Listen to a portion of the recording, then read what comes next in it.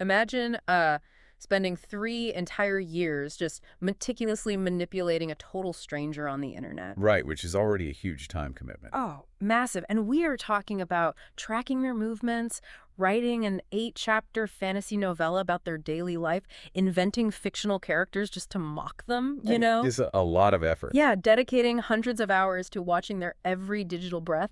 And imagine doing all of this, like, while screaming at the top of your lungs that they are the one who is obsessively stalking you. It is the ultimate psychological magic trick. Yeah. You are holding this massive magnifying glass up to someone else, completely ignoring the fact that you are standing in a house made of mirrors. Exactly. Welcome to the deep dive, everyone. Today, we are cracking open this digital time capsule from August 6th and 7th in the year 2026. And what a time capsule it is. Yeah, the source material you provided for us today is a multi-day YouTube chat transcript, and it is just a masterpiece of chaos. Complete chaos. Right. It was generated almost entirely by a single user operating under the handle SunflowerJynX. And I have to tell you, reading this thing, it does not feel like reading a normal internet argument. No, not at all. It feels like reading a psychological thriller written by a wildly unreliable narrator who has just completely lost the plot. Absolutely. I mean, the sheer density of the text is staggering. When you shared these logs with us, what immediately jumped out wasn't just the petty squabbling, right? Right. It is a masterclass in a very specific, very modern type of psychological projection. The transcript is packed to the brim with these wild accusations, supposed divine lineage, bizarre tech support rituals. Oh, the tech support rituals. We'll get to those. Yes, and some of the most spectacular mental gymnastics I have ever seen documented in real time. And that is exactly our mission for this deep dive today. We are going to unpack this digital soap opera by pointing out all the glaring inconsistencies, the sheer contradictions, and just the breathtaking hypocrisy embedded in SunflowerJynX's messages. Which requires knowing the players involved. Right. To do that, you really need to understand the cast of characters here. But keep in mind, we're seeing all of this purely through the lens of JynX's furious typing. So first we have Flex, who JynX has cast as the terrifying ultimate stalker. Okay. Then there is Cram, Flex's sidekick, who supposedly believes he is the literal biological grandson of God. Which is quite a claim. Understatement of the century. And finally, a user named Jackie, who JynX accuses of being this unfeeling, manipulative robot. You know, what's genuinely fascinating here isn't the drama itself. I mean, the drama is entertaining, certainly. Oh, very. But the deeper mechanism, right? The why behind the behavior is what we need to look at. Like, why do people in these digital echo chambers so frequently and so aggressively accuse their enemies of the exact behaviors they themselves are currently engaging in? Let's start right there, actually, with the main event. JynX versus Flex. Because the accusation JynX levels at Flex is not just a passing insult. No, it's highly detailed. Yeah, JynX paints a picture of Flex's obsession that is so hyperspecific it almost feels cinematic. According to JynX, Flex is operating out of a basement that smells faintly of Mountain Dew and unresolved feelings. Which is just a great visual. It really is. And Flex supposedly has this command center of 3 monitors, and one of them is literally a television he found on a street curb. The inclusion of the curb TV is such a specific detail. Like, it's clearly designed to strip away any intimidation factor and replace it with just pure patheticness. Exactly, but it gets crazier. JynX claims that Flex runs a custom screenshot tool that automatically fires every 4 seconds. Every 4 seconds. Every 4 seconds. It doesn't matter if anyone is talking in the chat, it just fires. Snap, snap, snap. And JynX alleges that Flex has a folder on his desktop named, and I am quoting this directly because you just cannot make this up, important underscore evidence underscore do underscore not underscore delete underscore final underscore V47 underscore real underscore final. That is amazing. That perfectly captures the naming convention of someone spiraling into paranoia. Right. And this folder allegedly contains 340,000 screenshots of live YouTube chat. Wow. I mean, think about that volume of data. Not banking records, not state secrets, just people typing lull and broob. Just mundane chatter. Yeah. And to cap off this portrait of madness, GX claims Flex has a physical corkboard in this basement, complete with red string connecting completely meaningless events, like a detective in a really bad 90s thriller. GX types in the chat, he's a stalker supreme, he's lost his mind. If you take that narrative at face value, I mean, you are looking at a portrait of severe clinical fixation. Right. A 24/7 surveillance operation run out of a basement. Okay, let's unpack this, because that is where the whole thing completely shatters for me. Because while GeneX is calling Flex obsessed, while GeneX is bemoaning how much space they occupy in Flex's head, what is GeneX actually doing? Typing a novel. Literally, GeneX is sitting in this exact same YouTube live chat, meticulously typing out an incredibly detailed 8-chapter serialized novella titled Flex and the Screenshot Kingdom, a cautionary tale. It is an astonishing volume of creative labor. We are talking about hours of sustained, focused typing. Hours. I mean, GeneX spends an agonizing amount of time narrating Flex's life, his inner thoughts, the physical layout of his room. Creating a whole world. Yeah, GeneX actually creates fictional side characters just to flesh out the universe. There is a whole chapter where a fictional data recovery technician named Diane opens Flex's broken hard drive, finds the 340,000 screenshots, and has to go take a long lunch because she's so disturbed. That is hilarious, honestly. Right. GeneX even invents a coworker for Diane just to deliver a punchline about a possessed printer. The psychological disconnect here is massive. Wait, let me push back here for a second. You're calling it a psychological disconnect, but isn't it highly possible GeneX is just an incredibly bored troll having a laugh? Like, are we over-pathologizing someone who is just treating this chat room like a creative writing exercise to get under someone's skin? You know, that is a very fair challenge. Yeah. The surface behavior is absolutely trolling. But we have to look at the mechanics of the time and energy expenditure here. If you don't care about someone, if they are truly just a pathetic stalker beneath your notice, you might drop a one-liner and block them. Yeah, you mute them and move on. Exactly. You do not spend hours crafting an 8-chapter mythos about them. The sheer scale of the effort completely betrays the claim of indifference. And this brings us to a mechanism known as narcissistic mirroring, specifically how it operates in these unregulated digital spaces. Okay, unpack that for me. How does narcissistic mirroring work in this specific context? Well, in a healthy psychological state, a person's self-worth is internally generated, right? You know your value. Sure.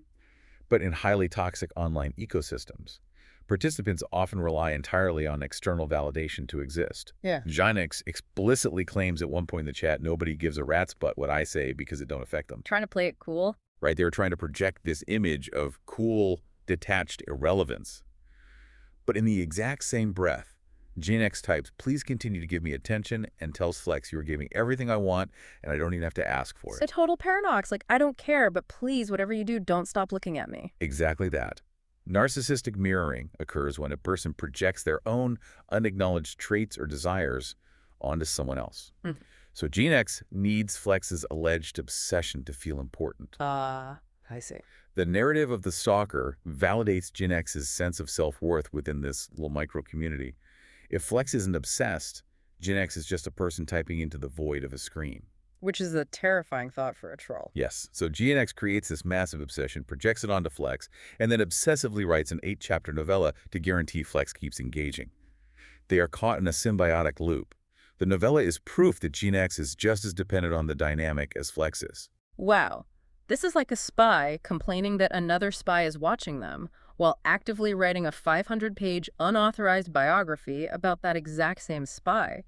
Isn't JynX doing the exact same thing they are accusing Flex of?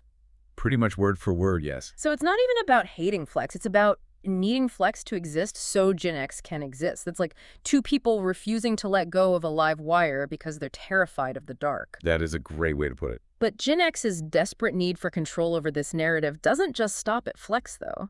This kind of fragile ego infects the entire ecosystem of the chat room, because when someone's ego is that loud, it forces everyone else to construct equally bizarre defense mechanisms, which perfectly explains how we end up with Flex's sidekick, Cram.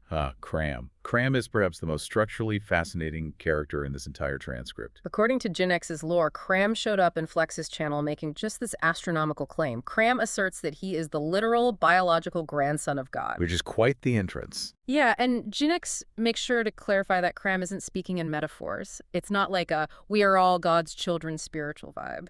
JynX writes, not a metaphor, put it on the family tree. Wow. Yeah. Cram genuinely believes God had a son, that son had a secret situation, and Cram is the biological result. Cram calls himself, quote, basically royalty, if you think about it. It is a remarkable theological leap. Yeah. And it sets up a psychological trap for Cram that he cannot possibly escape. Because if you declare yourself divine royalty, well, you have to manifest divine power. Right, and he tries. Oh man, how he tries. JynX documents Cram's supposed powers in the chat. He has the sight, which JynX describes as Cram just squinting really hard at his computer monitor and guessing what chat messages secretly mean. A very modern miracle. Truly. He also has prophetic dreams, which apparently means he dreamt about a cat, woke up, saw a user named Cat Lady in the chat, and immediately declared himself a prophet. Naturally. But the absolute pinnacle of this narrative is his ability of laying hands on electronics. Which sets the stage perfectly for the hard drive incident. Yes, the famous hard drive incident. Let me set the scene for you. Flex's computer, supposedly burdened by the sheer weight of 340,000 undeleted screenshots, is failing.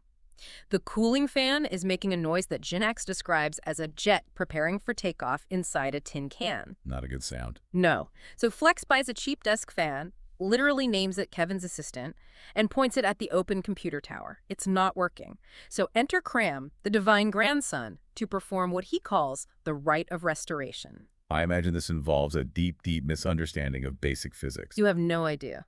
Cram's ritual starts by unplugging the computer to, quote, let it rest. Then, he turns the entire running computer tower upside down for better energy flow. Oh, no. It gets worse. He lights a bundle of sage, which immediately sets off the basement smoke alarm. And the final touch. He takes a crystal that he supposedly stole from Flex's ex-girlfriend's jewelry box and places it on top of the upside-down spinning hard drive. You know, from an IT perspective, this is agonizing to even hear. The mechanics of a traditional mechanical hard drive are incredibly delicate. Yeah, they're spinning really fast. Extremely fast. Yeah. You have physical platters spinning at thousands of revolutions per minute, and the read-write heads are floating nanometers above those platters. So it's basically a record player spinning at supersonic speed. Precisely.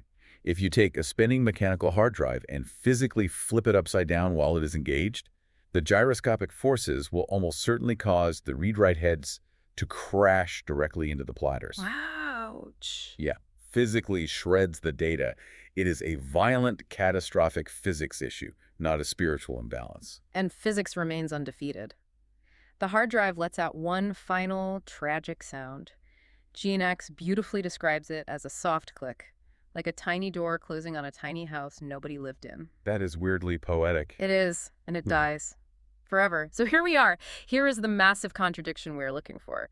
The divine ritual has failed spectacularly on camera in front of an audience. Cram, the biological grandson of the Almighty, has just murdered his best friend's computer. He is backed into an absolute psychological corner. So how does he explain this catastrophic failure? Does he blame a lack of faith? Does he claim demonic interference from hackers? No. Cram puts a hand on Flex's shoulder, looks at the dead screen, and says with total conviction, it wasn't the disrespect to the divine order that did this, it was Mercury retrograde. The speed of that pivot is just breathtaking. It's whiplash. You go from biblical royalty to New Age astrology in 3 seconds flat. Even Flex, the guy with the red string and the curb TV, looks at Cram and goes, Cram, you're not even that kind of religious. That's astrology. He's not wrong. Right. And Cram's only defense, he quotes Walt Whitman. He literally types, I contain multitudes. If we connect this to the bigger picture, this is where we have to look under the hood at the mechanism of what is happening in Cram's brain. Yeah. What we are looking at here is a textbook, virtually flawless example of cognitive dissonance, specifically how it forces the ego to aggressively rewrite reality. Okay, we hear the term cognitive dissonance thrown around a lot. Break down how it actually operates in this exact moment for Cram. Sure, think of Cram's ego like a pressurized submarine operating deep underwater. He has built his entire identity in this digital space around being a divinely chosen, infallible being. That identity is the hull of the submarine, right? Protecting him from the crushing pressure of reality, which is likely that he is just a regular, perhaps lonely person on the internet. Right. That makes sense. When his divine abilities fail spectacularly, when he actively destroys the hard drive, it is a massive crack in the hull of that submarine. The undeniable, objective reality that he has no powers is rushing in like water. Neurologically, when a person is confronted with evidence that directly contradicts a deeply held core belief, the brain's anterior cingulate cortex registers it as literal pain. Really? Like physical pain? Yes. The psychological discomfort is excruciating. Because admitting he broke the drive means admitting he isn't divine, and that destroys the whole persona. Exactly. Admitting fault means shattering the persona. So the brain has to stop the water from rushing in. Mercury retrograde is the emergency bulkhead slamming shut. Yeah. It is a wildly illogical defense mechanism, but it serves a vital purpose. It externalizes the failure. Oh, I see. It wasn't my lack of power. It was the cosmos aligning against me. The stars did it. Yes. By pivoting instantly to astrology, he completely bypasses the theological failure. And that phrase, "I contain multitudes," is the final seal on the bulkhead. Just slapping some duct tape on the leak? Pretty much. It is a pseudo-intellectual shield to justify the hypocrisy.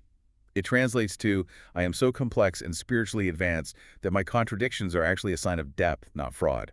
It stops the ego from drowning, even if it looks entirely ridiculous from the outside. Right. I contain multitudes really just means I will use whatever belief system is handy right now so I don't look like an idiot. Essentially, yes. But what's fascinating is that this desperate need to defend the ego doesn't just result in bizarre astrological pivots.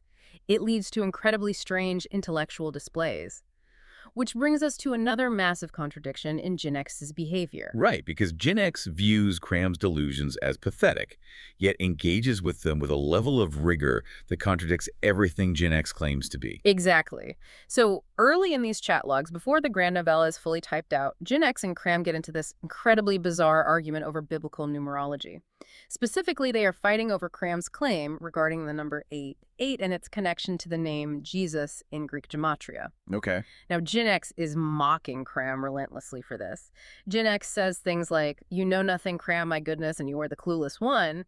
JynX paints Cram as this total buffoon who gets his sources by writing them down, quote, "in a manic state on toilet paper as he took a poop." Wow. It's an incredibly crude, dismissive insult. The goal is to lower Cram's status to the absolute bottom of the barrel. JynX is framing the entire argument as childish, stupid, and utterly beneath them. Right. JynX is projecting this image of the ultimate cool girl. Like, I'm far too above it all to care about a silly internet argument with a guy who reads toilet paper. But then, literally in the next breath, JynX says something so contradictory it gave me whiplash. What did it do? JynX suddenly drops a highly academic, multi-point, perfectly formatted bibliography directly into the YouTube chat. The tonal shift is just jarring. You go from toilet humor to a master's thesis. A master's thesis is barely an exaggeration. JynX cites an article from Catholic Answers regarding the transliteration of the Greek name Isos. JynX drops a link to a Times of Israel blog concerning the gematria value of Yeshua. And here is the kicker. JynX specifically references the 2nd century early Christian theologian Irenaeus. No way. Yes. JynX cites Against Heresies, Book 1, explicitly using it to critique Markovian numerology and Gnostic number games. We really need to pause and unpack the absolute absurdity of that citation in this context. Please do. But let me stop you there first. Are you saying JynX actually went and researched ancient heretical sects just to win a fight in a YouTube chat? What even is Markovian numerology? Yes, that is exactly what happened. Yeah. So to give some context, Gnosticism was a diverse collection of ancient religious ideas in the 1st century that emphasized personal spiritual knowledge over orthodox teachings. The Markovians were a specific Gnostic sect founded by a man named Marcus. Okay, tracking so far. They believed that the Greek alphabet contained the secret code to the universe, and they used highly complex numerology, assigning numerical values to letters to prove theological points. Irenaeus, the theologian JynX cited, wrote extensive, blistering critiques of the Markovians, essentially calling their number games a massive fraud that could be manipulated to prove anything you wanted. Which is exactly what JynX is accusing Cram of doing. Precisely. JynX says to Cram, if a method can prove anything depending on who's counting, it doesn't prove this. JynX is logically dissecting Cram's argument with surgical precision, using 2nd century patristic critiques to do it. Here's where it gets really interesting. You can't call someone a stupid idiot who pulls facts from toilet paper and then instantly deliver a master's thesis on 2nd century Gnosticism to prove them wrong. It's like bringing a perfectly cited encyclopedia to a mud wrestling match. It really is. If Cram is as stupid as JynX claims, why on earth are you dedicating this amount of intense, rigorous intellectual labor to fighting him? It is the paradox of intellectual superiority in troll culture. You have to look at the mechanics of weaponized intelligence here. JynX constantly claims, nobody gives a rat's butt what I say, trying to act like this is all just a silly game. Yet JynX desperately, viscerally needs to be the smartest person in the room. It's all about ego. Exactly. The effort it takes to look up citations from Irenaeus, format them, and drop them into a fast-moving live chat betrays a massive emotional investment. So they care deeply about winning a fight they are actively claiming doesn't matter? Yes. In toxic digital ecosystems, participants often adopt a posture of cynical detachment, the "I'm just trolling, I don't care" defense. But their actions reveal a deep, unfulfilled need for validation and intellectual dominance. GNX is not using academic rigor in the pursuit of truth. No, they don't care about the truth of the 888 thing at all. Right. GNX is using second-century theology as a bludgeon to humiliate Cram. It's just a total ego trip. Entirely. Mm. But by doing so, GNX proves that Cram's opinion does matter to them. It matters enough to warrant an exhaustive theological defense. It's a hypocritical dance where you pretend your opponent is an ant, but you brought a sledgehammer to squash them. The sheer size of the sledgehammer only proves that you were actually terrified of the ant all along. That is such a profound way to look at it. Weaponizing academia just to prove you don't care. But using intellect as a weapon naturally leads to something even more insidious in these chat logs, because if GenX is willing to weaponize second-century theology, wait until you see how they weaponize the concept of human compassion. This brings us to a shift in the transcript's focus, where the moral contradictions become deeply, deeply pronounced. Yes, so halfway through these logs, GenX pivots away from Flex and Cram and starts absolutely unloading on a third user named Jackie. Now, Jackie is fascinating because she seems to represent the outside world intruding on GenX's echo chamber.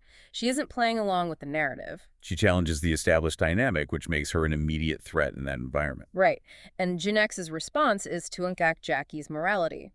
GenX accuses Jackie of having, quote, no compassion and understanding for anybody else except yourself. GenX calls her a robot with the emotional range of a mop. The emotional range of a mop. Wow. Yeah, according to GenX, Jackie is a horrible woman and a huge manipulator because she allegedly condones the bad behavior of others and plays the victim when called out. GenX takes this incredible moral high ground, preaching to the chat about the necessity of basic human compassion and empathy. Demanding empathy is usually the cornerstone of a functional community. We use that language to build bridges to understand each other. Usually, yes. But I want you, the listener, to think about this for a second. Have you ever met someone who demands total, unconditional empathy from everyone around them while actively treating their enemies like actual playthings? It's very jarring. Because in the very same breath that GenX decries Jackie's lack of feelings, GenX demonstrates zero empathy whatsoever. The juxtaposition is stunning. It really is an exercise in extreme cognitive dissonance again. Moments after demanding compassion, GenX gleefully boasts to the chat about putting the same Cram we've been talking about, in a 24-hour box. GenX tells other users, you're only out of your box so Blaze and Yup can play with you like a cat toy if they choose. Like a cat toy. A cat toy. Yeah. GenX is actively dehumanizing a person for the chat's entertainment. And if that isn't enough, just an hour later, GenX is talking about Flex and says, I hope an alien uses you as a shish kebab skewer like the stuffed pig he is. That is incredibly violent, visceral imagery from someone who just delivered a self-righteous lecture on having a compassionate heart. And the hypocrisy deepens. GenX constantly accuses Jackie of playing the victim act, saying, good God, the playing the victim act, Yet the entire premise of GenX's presence in this chat, the foundational premise of the 8-chapter novella, is that GenX is the terrified, helpless victim of Flex's supreme stalking. How does a person hold both of these realities in their head at the same time? How do you demand empathy while skewering people like pigs? What you're observing is a radical manifestation of in-group versus out-group morality, amplified to an extreme degree by the online disinhibition effect. We need to break down how these two mechanisms interact. Okay, let's start with the disinhibition effect. We all know people act worse on the internet, but what is actually happening in the brain? The online disinhibition effect, popularized by psychologist John Soler, explains how the lack of face-to-face cues rewires our behavioral constraints. When you are looking at a screen, you aren't making eye contact. Your brain's mirror neurons, which trigger physiological empathy when you see someone else in pain, simply do not fire. Because you're just looking at words. Exactly. You are reading text, not reading a human being. This leads to toxic disinhibition, where the normal social breaks are completely removed. So they don't feel the emotional weight of calling someone a stuffed pig because they're just typing pixels on a keyboard. Exactly. But it goes deeper when you combine it with in-group versus out-group dynamics. We all have a psychological tendency to judge our friends, the in-group, differently than our enemies, the out-group. But in toxic digital spaces, this becomes absolute. It's black and white. Yes. GenX has placed Cram and Flex firmly in the out-group. They are not just people GenX dislikes, they are labeled as the enemy. And once someone is the enemy, the rules change entirely. Dramatically. Psychologically, once someone is fully dehumanized into an out-group category, the normal rules of empathy no longer apply. In fact, cruelty is often rewarded by the in-group. Like getting likes or laughing emojis in the chat. Exactly. Yeah. GenX feels entirely justified in calling Cram a cat toy and wishing violent alien abduction upon Flex because they are perceived as bad actors who deserve it. In GenX's mind, cruelty towards bad people isn't cruelty, it's righteous justice. So they don't see themselves as being mean. They see themselves as the moral arbiter dealing out punishment. But then how does Jackie fit into this? Why attack Jackie for lacking compassion? Here is the key insight, and it's something we see increasingly in modern internet culture, the weaponization of therapy language. Oh, this happens all the time now. Jackie challenged GenX. By not blindly taking GenX's side, Jackie threatened the narrative that GenX is the righteous victim. So GenX reaches for the language of modern therapy words like compassion, empathy, manipulator, and playing the victim, and turns them into attack vectors. Wow. So GenX isn't actually asking for empathy from Jackie? Not at all. GenX is using the concept of compassion as a club to beat Jackie into compliance. By calling Jackie a robot with no compassion, GenX is trying to shame her into silence. It is a perfect, terrifying example of contradictory digital morality where rules only apply to other people. Rules for thee, but not for me. Precisely. GenX expects Jackie to show perfect compassion to GenX, but believes GenX is completely exempt from showing compassion to Flex or Cram because they are monsters. It's hypocrisy cloaked in a moral high ground, turning the language of healing into a tool for bullying. It's like demanding a ceasefire while actively throwing grenades. It's wild. And this constant shifting of the narrative, using whatever tool is convenient in the moment to win the argument, leads us perfectly to the grand finale of this chat log. Because if you think the hypocrisy over empathy is intense, wait until we look at the catfishing confession. This is the moment where the mask completely slips, and we see the ultimate contradiction of GenX's entire operational narrative. So, toward the very end of the chat logs, long after the novella, the numerology debate, and the empathy lecture, a crucial piece of backstory finally drops. It is revealed that at some point in the past, Flex discovered that GenX was using a fake internet picture to represent themselves. A classic case of catfishing, which instantly compromises GenX's credibility in the chat. Right. Now, the context of how this was discovered is hilariously grim. Apparently, Flex sent GenX bizarre, unsolicited photos of his own feet. Specifically, he sent close-up photos of an ingrown toenail. A deeply unsettling detail that, frankly, grounds this entire chaotic saga in the mundane grossness of the internet. Truly. So Flex sends these grotesque feet pics, and GenX responds by sending a fake picture of a completely different person back to Flex. Now, when Flex calls GenX out on this in the public chat, accusing GenX of being a liar and a catfish, GenX has to defend themselves. And GenX's initial defense is purely rooted in that victimhood narrative we talked about earlier. GenX writes, "I protected myself. Do you really think I would tell everything about my RL real life? It's bad enough you stalk me?" Let's analyze that specific defense. In that moment, GenX is framing the use of a fake photo as an act of desperate self-preservation. It is a defensive measure taken by a terrified victim hiding from a malicious stalker. Right. It makes sense in the context of their narrative. Yeah. It's the digital equivalent of wearing a ski mask and sunglasses because you genuinely believe someone is following you home. If GenX had stopped typing right there, the narrative might hold up. But they don't stop typing. No, GenX does not stop typing. Barely 20 minutes later, the adrenaline of the argument gets to GenX. The need to look strong and dominant in front of the chat overpowers the need to look like a victim, and the narrative completely flips 180 degrees. The contradiction here is absolute. GenX abandons the protection excuse entirely and starts boasting.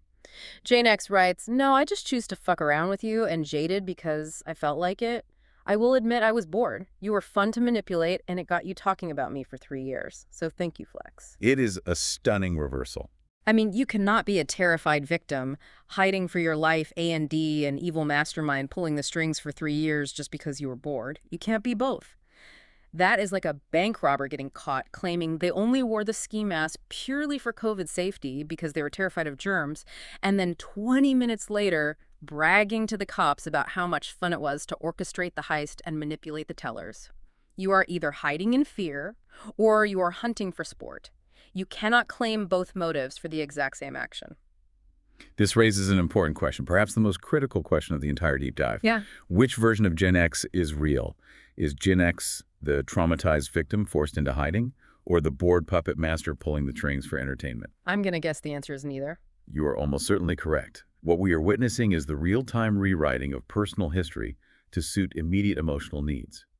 In these highly toxic, high-conflict digital ecosystems, consistency is a luxury. It's all about survival. Survival and dominance are the primary objectives. Explain how that works in the moment. Like, how does the brain justify that flip so quickly? When JynX is cornered by Flex's accusation of catfishing, the ego feels threatened. It reaches for the most effective defensive tool available, the victim card. I had to do it to protect myself from the stalker. This deflects blame and garners sympathy from the audience. It places JynX in a morally unassailable position. You can't criticize a victim for trying to hide, Okay, but then why abandon it 20 minutes later? because being a victim requires admitting weakness. And as the argument continues, JynX's ego demands power.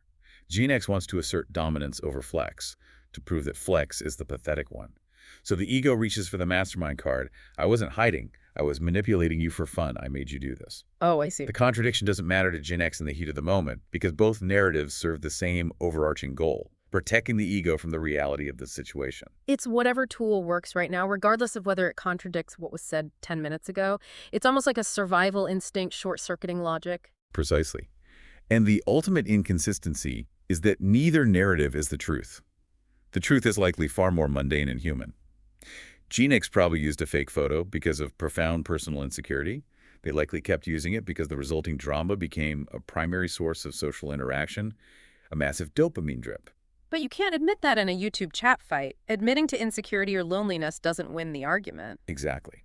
So they bounce wildly between being a helpless victim and a godlike manipulator, utterly blind to the fact that everyone reading the chat can see the blatant, glaring contradiction.